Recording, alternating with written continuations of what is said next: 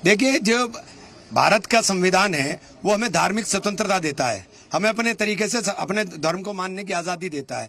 आप किसी बौद्ध से, किसी क्रिश्चियन से, किसी जैनी से, किसी सिख से या किसी मुसलमान से कैसे कह सकते हैं कि वो दूसरे मत के अनुसार अपनी पूजा को या अपनी आस्था को व्यक्त करने का काम करें? ये पूरी तरीके से गैर संवैधानिक है।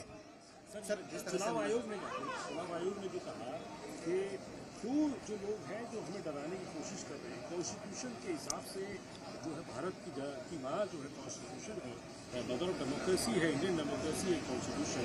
वो बेकार में लोग हमें मिसलीड करने की कोशिश कर रहे हैं, रास्ता बना रहे हैं उन लोगों के लिए जो माइग्रेट होकर आए हैं यहाँ पर, एक जो जगह पे हैं फॉरेन वोटर्स हैं, हम उसके खिलाफ अगर कुछ कर रहे हैं और पूरे देश में करेंगे, क्या गलत है? आप तो लोकतंत्र को डरा रहे हो भाई, आप तो लोकतंत्र को तबाह कर रहे हो। आप बताइए कितने लोगों को आपने आइडेंटिफाई किया कि जो विदेशी हैं, उन विदेशियों को उठा करके जेल के अंदर डालिए।